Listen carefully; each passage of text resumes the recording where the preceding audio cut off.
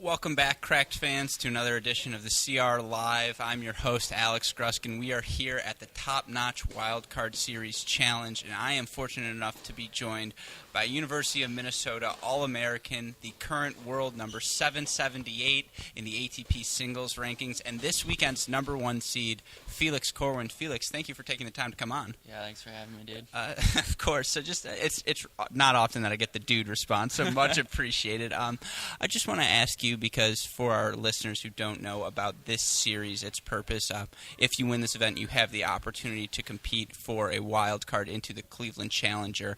How important of an opportunity is that for someone like you who, while you've certainly had great breakthroughs, isn't in that top 500 Challenger range? Oh, it's huge. I know I'm at the level of a lot of these top guys, but the way the ranking system works, I'm not going to be able to get into that tournament with the ranking I have. So this is a great tournament as far as getting match play and just practicing tennis in general, but it's also a great opportunity, like you said. Challengers, that's a huge event, and just trying to give myself as many opportunities as I can. Yeah, absolutely. And, I mentioned this earlier, you're world 778 now. You're climbing your way up the rankings. What has your 2018 been like in terms of traveling across the country, maybe sometimes out of the country, to play just throughout the tournament, throughout the tour, get as many futures chances as you can? Yeah, I played a lot since I graduated in May. Throughout the summer was pretty much just in the U.S. playing 25K Challenger or 25K future events, and then in the fall I played a couple in Canada and then a swing of them out in Thailand, all hardcourt tournaments. Okay. Yeah, so that was a sweet trip. Got to see a different part of the world, see much different competition, good players nonetheless, but different faces.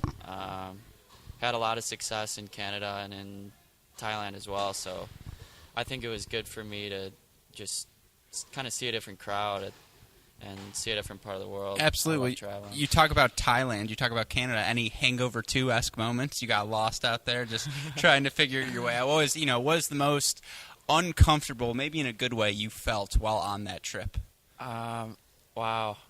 I mean, there were a lot of moments, that's for sure. The language barrier is a huge thing.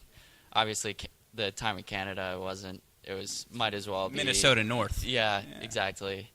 So that no problems there, but Bangkok's a huge city and there's so much to see.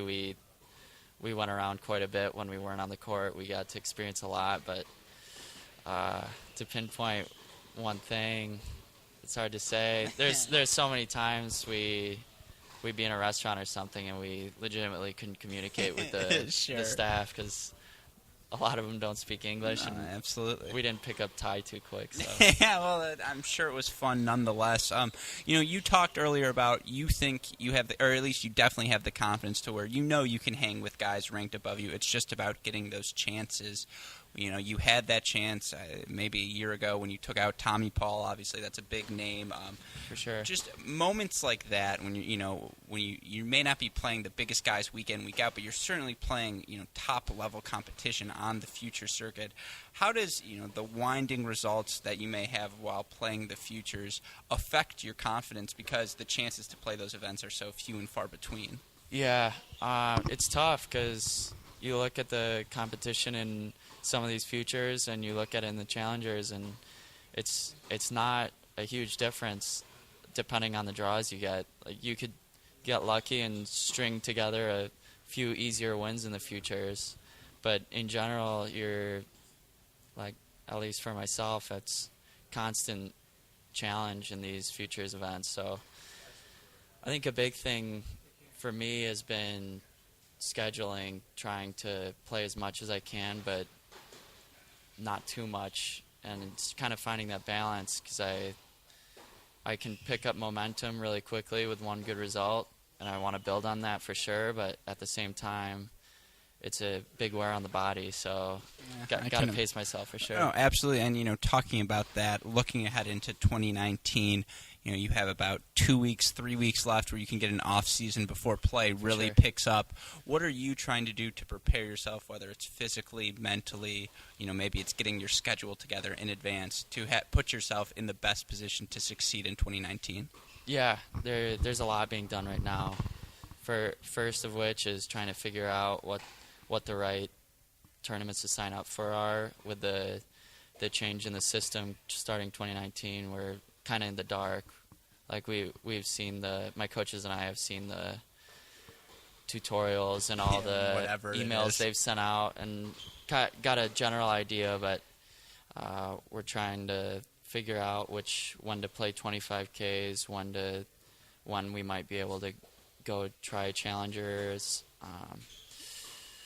and then as training-wise, really physical right now. Forehand looked good, serve looked good, everything was looking nice. Yeah, no, this is good for me in this time. I think the best way to improve is to be playing constant matches. Getting match play is huge for me. So while I'm trying to build in the weight room and on the court, while I'm training, it's always good to get tournaments like this. No, absolutely. Well, then I want to ask you one more fun one. Obviously, you just played, so I want to let you go. Stretch, do what you have to do.